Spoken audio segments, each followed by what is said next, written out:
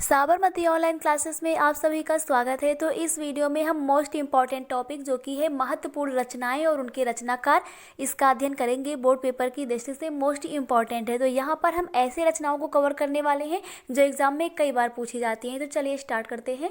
सबसे पहली रचना है अंडे के छिलके। कौन सी रचना है? अंडे के छिलके। ये एकांकी है मोहन राकेश की। तो अंडे के छिलके मोहन राकेश की एकांकी है। अतीत के चलचित्र, जो अतीत के चलचित्र रचना है ये रेखा चित्र है। किसकी है? महादेवी वर्मा जी की। तो अतीत के चलचित्र महादेवी वर्मा जी की ये रेखा चित्र है। अंधेर नगरी, अंधेर नगरी जो है ना ये नाटक है। अंधेर नगरी क्या है? नाटक है भारतेंदु हरिश्चंद्र जी का। तो अंधेर नगरी हो गया नाटक भारतेंदु हरिश्चंद्र जी का। नेक्स्ट रचना है अंधेरे बंद कमरे। तो अंधेरे बंद कमरे ना ये उपन्यास है मोहन राकेश जी का। तो अंधेरे बंद कमरे मोहन राकेश का उपन्यास है। नेक्स्ट रचना है अम्बपाली। कौन सी रचना है? अम्बपाली। तो बात करें अम्बपाली की तो ये नाटक है राम वृक्ष बेनीपुरी जी का। तो राम वृक्ष बेनीपुरी जी का नाटक है अम्बपाली। इसके बाद नेक्स्ट है आजाद शत्रु। तो आजाद शत्रु जो रचना है ये नाटक है जयशंकर प्रसाद जी का। तो आजाद शत्रु जयशंकर प्रसाद जी का नाटक है। नेक्स्ट रचना है अनाम दास का पोथा। तो अनाम दास का पोथा उपन्यास है आचार्य हजारी प्रसाद द्विवेदी जी का। तो आचार्य हजारी प्रसाद द्विवेदी जी की रचना है अनाम दास का पोथा, और इसकी विधा की बात करें तो उपन्यास है। नेक्स्ट जो मोस्ट इंपॉर्टेंट रचना है वो है अपनी खबर। अपनी खबर, इसकी विधा की बात करें तो आत्मकथा है। अपनी खबर क्या है? आत्मकथा है। पांडे बेचन शर्मा उग्र जी की ये रचना है। तो पांडे बेचन शर्मा, जिसे हम शॉर्टकट में उग्र के नाम से जानते हैं, इनकी रचना है अपनी खबर, ये इनकी आत्मकथा है।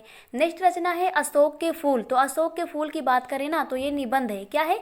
निबंध है। अशोक के फूल जो रचना है ये निबंध है आचार्य हजारी प्रसाद द्विवेदी जी का। तो अशोक के फूल निबंध है। किसका है? आचार्य हजारी प्रसाद द्विवेदी जी का। नेक्स्ट रचना है अर्धनारीश्वर।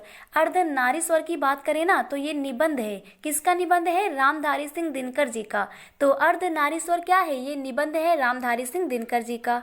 नेक्स्ट जो इम्पोर्टेंट रचना है वो है अंधा युग। तो अंधा युग की बात करें तो ये काव्य नाटक है धर्मवीर भारती का। अंधा युग क्या है?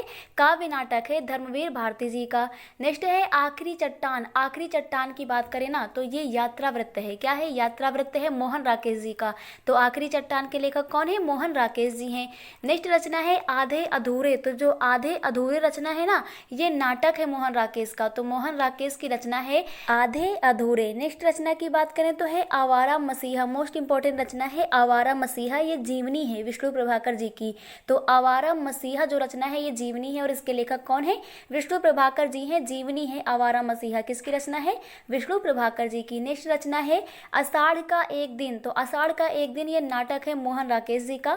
आषाढ़ का एक दिन किसकी नाटक है? ये मोहन राकेश जी का है। नेक्स्ट रचना है आस्था के चरण। तो आस्था के चरण ये निबंध है डॉक्टर नगेंद्र का। आस्था के चरण निबंध है किसका है? डॉक्टर नगेंद्र का है। नेक्स्ट रचना है एक बूंद सहसा उछली। कौन सी रचना है?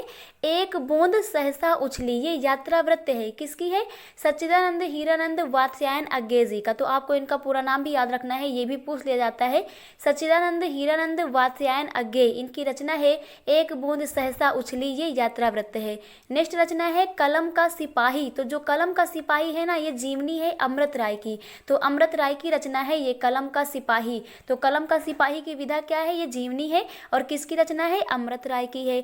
नेक्स्ट रचना है कल्पवृक्ष। बात करें अगर कल्पवृक्ष की तो ये निबंध है। कल्पवृक्ष क्या है? निबंध है वासुदेव शरण अग्रवाल जी का। तो डॉक्टर वासुदेव शरण अग्रवाल जी का ये निबंध है कल्पवृक्ष। नेक्स्ट रचना है कर्मभूमि। कर्मभूमि उपन्यास है मुंशी प्रेमचंद्र जी का। कर्मभूमि क्या है? उपन्यास है। किसकी है? मुंशी प्रेमचंद्र जी की ये रचना है। नेक्स्ट रचना है क्या भूलूं क्या याद करूं। क्या भूलूं क्या याद करूं, तो ये आत्मकथा है हरिवंश राय बच्चन जी की। तो क्या भूलूं क्या याद करूं किसकी रचना है? हरिवंश राय बच्चन जी की। और इसकी विधा की बात करें ना तो ये आत्मकथा है। क्या है? आत्मकथा है। नेक्स्ट रचना है कायाकल्प। कायाकल्प की बात करें तो ये उपन्यास है मुंशी प्रेमचंद्र जी का। कायाकल्प क्या है? उपन्यास है। किसकी रचना है? मुंशी प्रेमचंद्र जी की है। नेक्स्ट रचना है कालिदास की निरंकुशता। कालिदास की निरंकुशता ये आलोचना है। किसकी आलोचना है? महावीर प्रसाद द्विवेदी जी की। तो महावीर प्रसाद द्विवेदी जी की रचना है कालिदास की निरंकुशता।